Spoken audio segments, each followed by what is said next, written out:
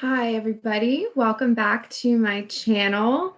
My goodness, it has been such a remarkable week. And I really wanted to jump on here and do a video and document my reflections on my experiences at ECETI. So, for those of you that don't know, I was invited very graciously to speak as a presenter at the ECETI Ranch in Lake Trout, Washington, this past week. And so we just got back from there. We're still in the Pacific Northwest, but we just got back from the actual ranch just yesterday. And pardon my voice, I'm a little bit hoarse. It's just been such a crazy week that I honestly feel energized, but at the same time I feel quite exhausted. Just a lot of driving, a lot of walking around. I did an awful lot of walking this past week on the grounds itself. It's a massive property owned and run by James Gilliland. They have a channel of their own, the ECETI channel on YouTube. They also have a website. I was invited to speak there months ago, and I did present. I presented on Sunday, and the name of my presentation was Magic, Mythology, and the Military Mind. And the presentation itself, I thought went really, really well. I was given amazing feedback. It was all so humbling. And I didn't expect, there were so many things that happened there that I didn't expect to happen. And for those of you that know me, you know that I have a naturally open mind to a lot of things, but I do have a natural sense of resistance to other things. And admittedly, I can say that going into this, I was rather resistant to any kind of extraterrestrial contact. Okay. And I'd like to be very clear. I am open to communications and especially open to learning about other types of beings. But when it comes to my personal energy, my personal space, I am resistant to open myself up to just anybody or anything. So I went into this not fully knowing what to expect, being open, but I can say that I was a lot more resistant than I thought I was. So what I'd like to do here is just talk to you guys a little bit about what I learned, what I saw, what I felt. The first day that we got there began on a Wednesday on the 3rd, and we didn't get there till later in the afternoon. Hi, everybody. Let me just look over here and see who we've got. Oh, hi. Hi, everyone. So good to see you guys. Thanks for tuning in. Okay, so we got there later in the day, the first day that it began, and admittedly, my initial reaction was to leave. I'm going to be honest. There was nothing about the property itself that had this effect on me. It was more of my own anxieties and discomfort. I was thrown completely outside of my comfort zone upon entering the ECETI Ranch. I felt an overwhelming sense of discomfort. I felt like I wanted to turn around and go home. I don't think that this had anything to do with the actual property itself or any of the people that I was coming into contact with. I think that this was one of my defense mechanisms that was going to try to kick into overdrive and attempt to protect me from negative emotions, from perhaps going too quickly with anything. So what we did was we got our stuff out, we got to our room, and I looked at my husband and I said, "Please get me out of here." So we did. We killed a bunch of time. We left the property and we drove to a town about 30 minutes away, and we had dinner. We drove around, and I was very seriously considering at that point just calling the whole thing off. Although I knew I couldn't do that, I think I was just throwing a little bit of a tantrum, a little bit of a fit, and certainly one of the most severe cases of cold feet that I've ever experienced. Now, let's take into consideration the fact that this is the first major public speaking event that I've ever been involved in. And so that in and of itself was very intimidating, and I was just terrified. And also not fully prepared. So I felt feelings, I was beginning to feel unworthy. I was beginning to feel like I couldn't match my peers that were also asked to speak and present at the event. So I just thought, what am I doing here? I don't belong here. This isn't for me. Um, but that kind of subsided. I said, I'm not going to back out on this. I agreed to this a long time ago. And I was in fact bound by contract. So I wasn't going to back out. I wasn't going to make a big deal out of it. I just needed to breathe through it. I needed to accept support and encouragement from my friends and my family. And so I returned to the ranch. We settled in, had a shower. I stayed in the room with my daughter while my husband was actually out on the field right in front of the mountain there. And he started to mingle a little bit and get a feel for the property and the folks that were there. And so he came into the room about an hour later. I was like, where did he go? I'm in here by myself. And he came back and he was like, babe, I saw some lights. He was excited to communicate to me some experiences that he was already having. So that really put my mind at ease. My husband is a very grounded individual. He is not one to get whipped into any kind of a frenzy. It wouldn't matter if 20 people around him were saying one thing. If there is something that he believed to be true, he would stay very loyal to his own instincts. Okay, so it's important to know that about him going into this. He is not one to be easily manipulated or convinced of anything. So for him to come in and tell me, this is really what I experienced, this is what I saw, and I really think that this is okay, this is something we can get on board with, that felt a great deal better. But I will say it took me a full 3 days to acclimate. I was very standoffish. I didn't want to be stopped and spoken to. I was required to wear a badge that had my name on it and sort of set me apart from the other guests and volunteers and crew because it had the title speaker on the badge. So what that requires, what that required was for me to engage with people, talk with people, talk about myself, which it makes me, it made me uncomfortable. But that was, again, it wasn't about anybody else making me uncomfortable. It was about me being uncomfortable with that level of, that level of exposure and being kind of singled out. And I can tell you that what I learned most about being at ECETI wasn't about anybody else or any other healing modality or anything academic. Although I did learn a lot about ETs. I learned a lot about the different star nations, from the Arcturians, the Sirians, the Orions, the Pleiadians, the Lyrians. So I learned a lot about that, which was never really my forte. That was never really my realm of study. But I learned a lot about that. But I will tell you that what I learned the most was about myself. It was an incredibly personal journey, and one that I didn't fully expect. I was given the opportunity to walk the grounds on my own. My husband took my daughter to they were taking day trips. My husband's from the Pacific Northwest, so he was taking day trips to go spend time with his family, and really that afforded me the opportunity to walk the property on my own and to engage with people free of any kind of obligation to my husband and my daughter.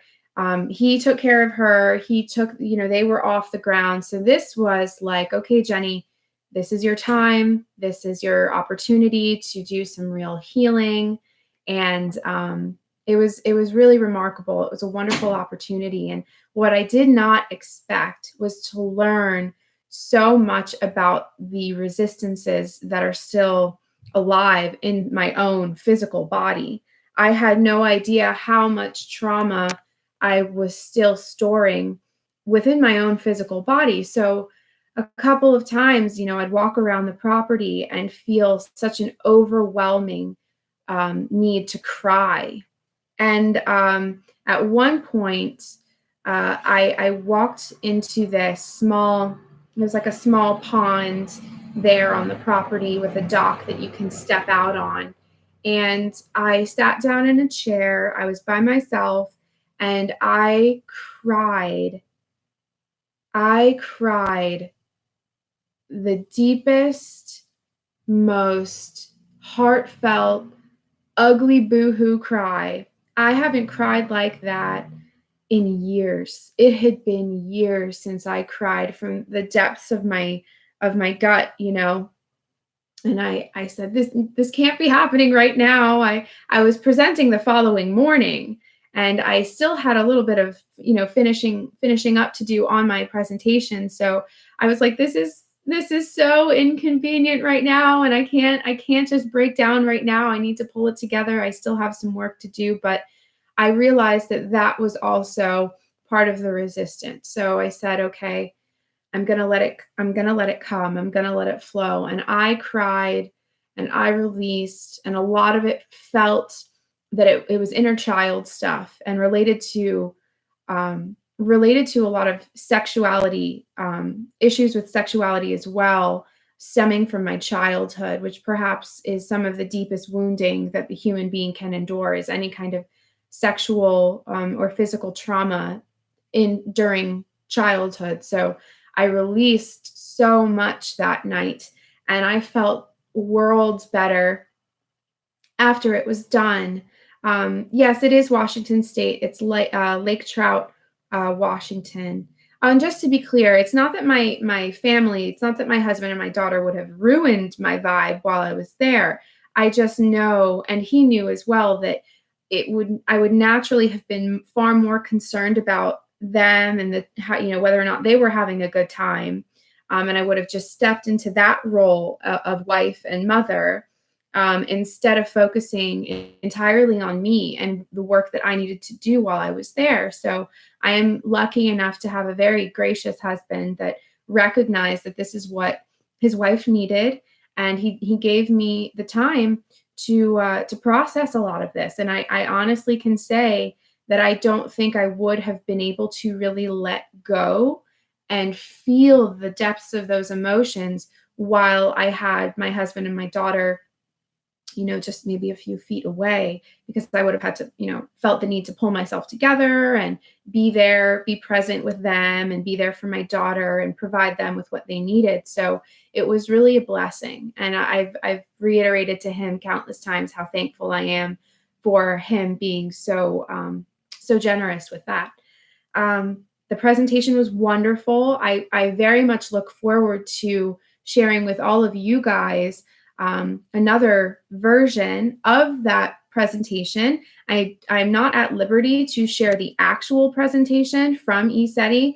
While it is my intellectual property, the actual footage belongs to ECETI. So if you would like to see that, I believe that the flash drives or the thumb drives are available for purchase. So you'd be able to see all of the presenters and their presentations that took place over the past week.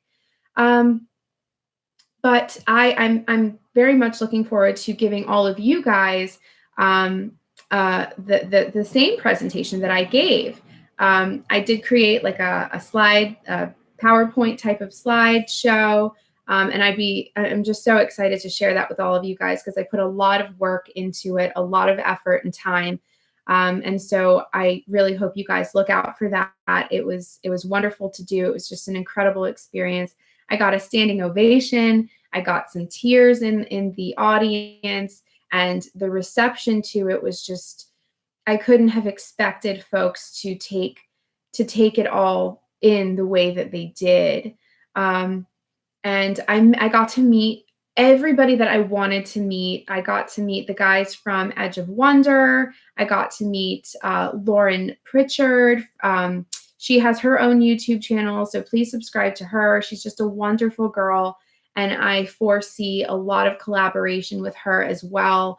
We have this interesting opposite kind of thing going on where we both seem to have the same vision, but we embody our intentions in completely opposite ways, but it really seems to work, and we have a natural vibe with one another. We just get along really well. So I loved meeting her. I met a whole bunch of people that have actually been on my Facebook the whole time, and I didn't realize how much support I actually had. I went into this resistant, thinking I'm not, and I'm going to be honest, I had kind of um, a negative association with the whole hippie thing. And admittedly, this was my own programming. This was my own assumptions. Okay. And it was incorrect. I thought I'm not a hippie. I'm not into the drum circle. I'm not into the kumbaya stuff and ETs. And I'm about the earth. I'm about this place. I'm about the here and now. So admittedly, I had a great deal of resistance, and I may have seemed kind of negative the first few days. And I think that I was. So a lot of that needed to be released. And by the end of it, I mean, I was, just I feel like I opened up so much more space within my energetic body now to begin to absorb new kinds of information and do new kinds of work. And I'm so supremely grateful for the connections that I'd made while I was there. I mean, just very specifically from a business standpoint, my services are going to change. I'm going to be giving different kinds of readings now. I would like to create new formulas for my tarot readings, new templates for my psychic readings. And I've just been given so much new information to work with. There is a location on the property called the Field of Dreams. And within that Field of Dreams, there is what they call the Walk of Intention. And it is just it's quite a significant walk that I had made maybe 7 or 8 times since while I was there. And it without fail, every time I would come to the halfway point of the walk, I would sit down on this little bench that was carved out there, and there was a lovely tree behind it, so there was quite a bit of privacy there. And I would sit down directly in front of the mountain, and I would just cry. And it was uncontrollable, and it felt like I was a child again. You cry the way you cried when you were a child. And it felt like I had been holding on to that for the past 10, 15 years. And so, and I get emotional thinking about it now, because it was the land, it was the energy of the actual land that was bringing all of this up and out. And I felt so supported. I felt like if I fall, the ground will catch me, the trees will catch me. I'm not alone. At no point did I feel alone. Even when I was physically alone, I felt my ancestors, I felt my guides. Oh, that's another thing. One of my favorite parts about this was that I really solidified a relationship with one of my primary guides. And he is not an ET. He is, I don't know exactly what he is. I don't even think there's a language for it. He's a friend. He's a friend of mine. He is my brother in arms. He is, in a lot of ways, I think he is my counterpart, but he lives in the spirit world. And his name is Schmidty. I call him Schmidty. Some of you may remember me talking about him. I have brought him up in the past.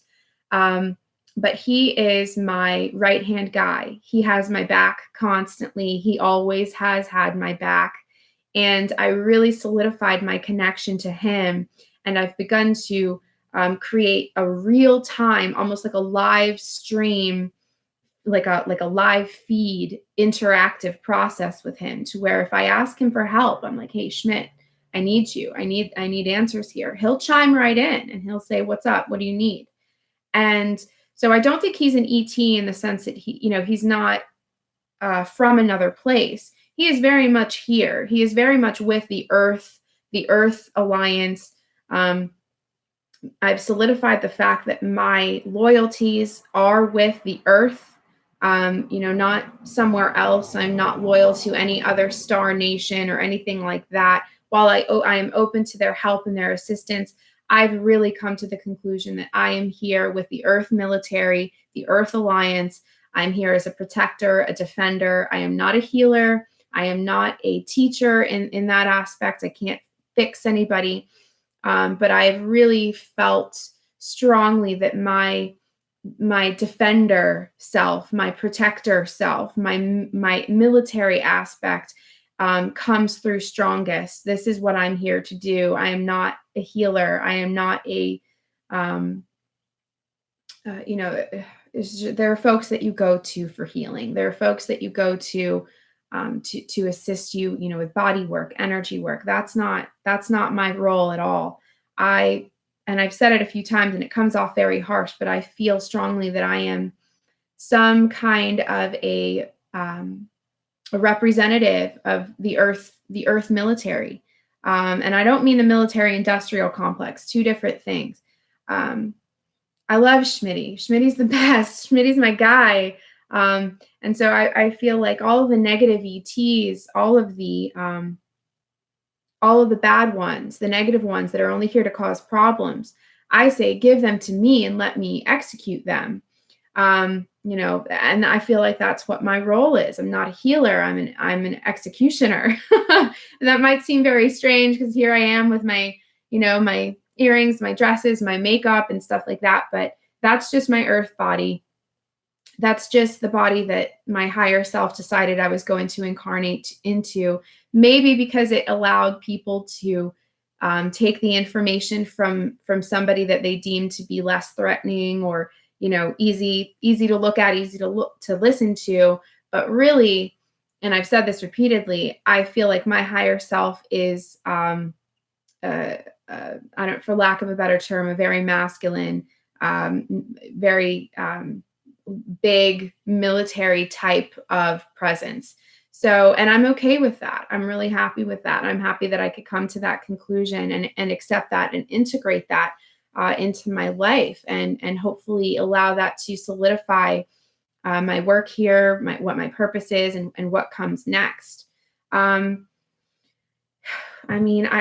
will say too, if I had witnessed anything bad going on this ranch, if I had witnessed any kind of discrimination or, unkosher practices, I am not under any obligation to keep that to myself. I've never been one to cover up for any kind of bad behavior or nasty behavior of anybody else. So if I witnessed anything like that firsthand, I guarantee you I would be happy to expose that for you. And I saw nothing like that. All of the volunteers and the crew were happy to be there. They worked so hard to bring us a wonderful experience. The food was great. I wasn't even expecting the food to be so healthy and nourishing and delicious. And the crew and the volunteers worked overtime to bring us a wonderful experience. They were very much part of the whole thing with us. So there wasn't like a caste system there where they were treated without respect. Everybody had an equal amount of respect for everybody else. So I was really happy to see all of that. I was just grateful to be there. And I admittedly struggled for months with what I was going to talk about and why I was even asked to go there, because, I look around and my peers are all very accomplished. They've been doing this for a while. And so I was like, well, what do I have that's different? What do I bring to the table? And I realized that was just my resistance, because now I feel like I was exactly where I was meant to be. And everything worked out just as it should have. Um, I see a lot of comments here about Cliff, and I don't feel comfortable commenting on that right now. A lot of you know I've recorded a video with Cliff. I personally like Cliff. I do. I have always listened to his reports. I have always watched his videos. I like him as a person. I do, and I reach out to him on occasion and share with him how things are going for me.